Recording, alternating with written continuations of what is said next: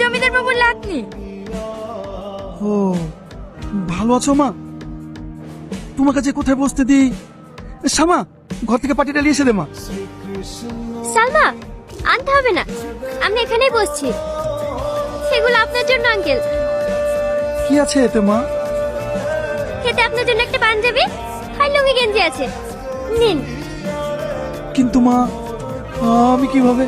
আরে ধরুন তো, দেখুন আপনার অনেক পছন্দ হবে। রাজু, দেখ আমাদের লেগে কত বাজার করে এসছে। দয়া দেখাতে এসছেন এখানে? আমরা গরিব বলে কি আমাদেরকে ভিখারি ভাবেন? ভাই, তুই ভুল ভাবছি। চুপ কর তুই। এদের মতো মানুষ যে কেমন হয় সেটা আমি ভালো করেই জানি। টাকার গরম দেখাতে এসছে এখানে। আপনাদের বাড়িতে কাজ করি বলি নিজের মাথা বিক্রি করে দিইনি। এই নিন আপনার জিনিস, দয়া করে আর করুণা দেখাতে আসবেন না। ভাই, তুই ফালতু ফালতু মেম সাহেবকে অপমান করলি।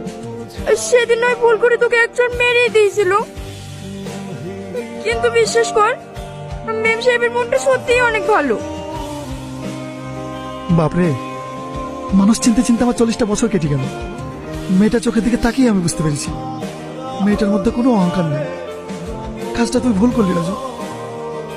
আব্বা ঠিকই বলিস, তোর লেকিন মেম সাহেব কাঁদতে কাঁদতে চলে গেল। রাজু, কোথায় যাচ্ছি বা? রাজু, সরি, আমার আপনার সঙ্গে এরকম ব্যবহার করাটা ঠিক হয়নি।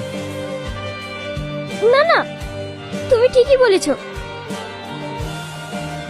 আসলে কি জানো তো, আমি নিজের অহংকারে এত ডুবেছিলাম যে মানুষকে মানুষ বলে মনে করতাম না।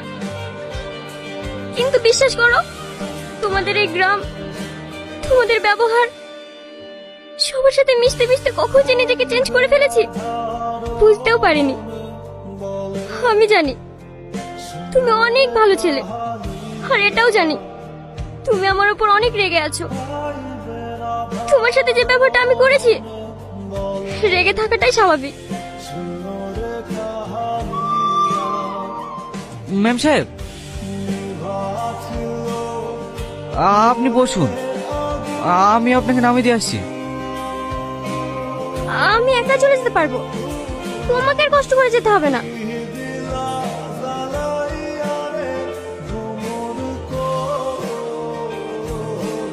তো সাহস কি করে হয় আমার বাড়িতে থেকে আমার খাই আমার নাতনির দিকে নজর দিয়া?